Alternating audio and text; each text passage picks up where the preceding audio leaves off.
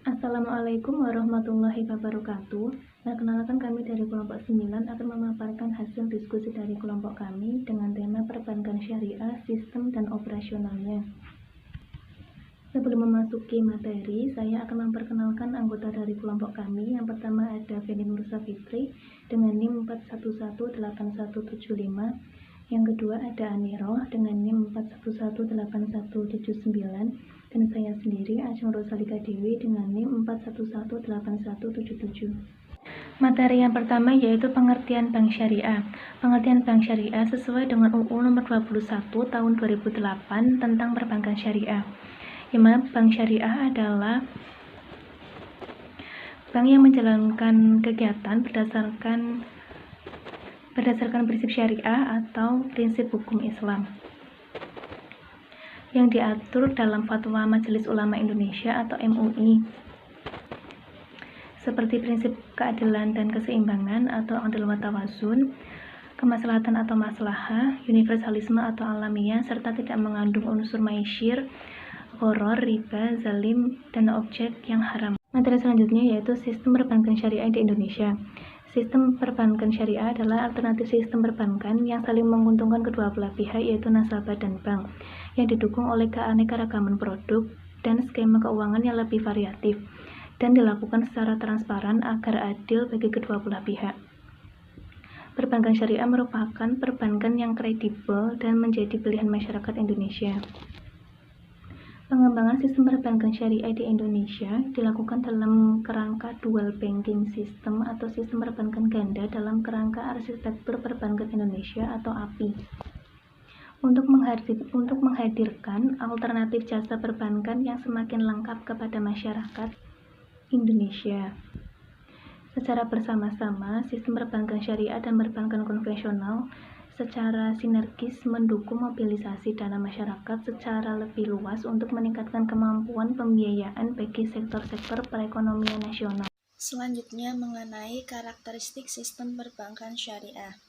Sistem perbankan syariah beroperasi berdasarkan prinsip bagi hasil yang memberikan alternatif sistem perbankan yang saling menguntungkan bagi masyarakat dan bank, serta menonjolkan aspek keadilan dalam bertransaksi, investasi yang beretika, mengedepankan nilai-nilai kebersamaan dan persaudaraan dalam berproduksi, serta menghindari kegiatan spekulatif dalam bertransaksi keuangan. Selanjutnya mengenai jenis-jenis usaha bank syariah. Menurut jenisnya, bank syariah terbagi menjadi 3, yaitu Bank Umum Syariah atau BUS, Unit Usaha Syariah atau UUS, dan Bank Pembiayaan Rakyat Syariah atau BPRS. Yang pertama, Bank Umum Syariah atau BUS adalah bank syariah yang dalam kegiatannya memberikan jasa dalam lalu lintas pembayaran. Yang kedua, unit usaha syariah atau UUS adalah unit kerja dari kantor pusat bank umum konvensional yang berfungsi sebagai kantor induk dari kantor atau unit yang melakukan kegiatan usaha berdasarkan prinsip syariah. Yang ketiga, Bank Pembiayaan Rakyat Syariah atau BPRS adalah bank syariah yang dalam kegiatannya tidak memberikan jasa dalam lalu lintas pembayaran.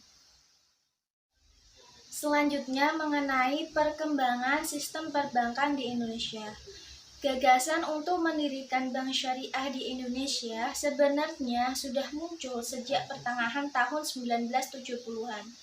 Hal ini dibicarakan pada Seminar Nasional Hubungan Antara Indonesia dengan Timur Tengah pada tahun 1974 dan tahun 1976.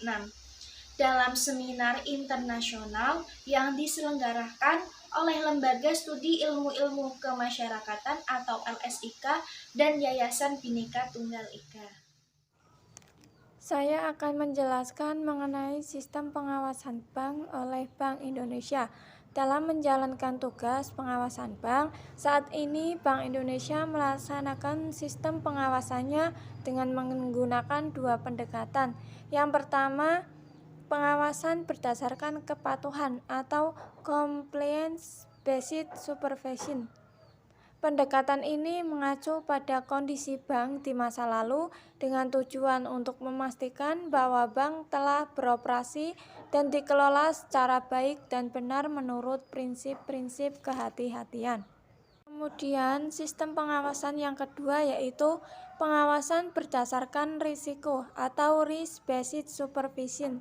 Melalui pendekatan ini akan lebih memungkinkan otoritas pengawasan bank untuk proaktif dalam melaksanakan pencegahan terhadap permasalahan yang potensial timbul di bank. Adapun jenis-jenis resiko bank. Yang pertama, resiko kredit, di mana resiko yang timbul sebagai akibat kegagalan. Yang kedua, resiko pasar. Resiko yang timbul karena adanya pergerakan variabel pasar dari portofolio yang dimiliki oleh bank yang dapat merugikan bank. Yang ketiga, resiko likuiditas, di mana resiko yang antara lain disebabkan oleh bank yang tidak mampu memenuhi kewajiban yang telah jatuh tempo. Yang keempat, resiko operasional.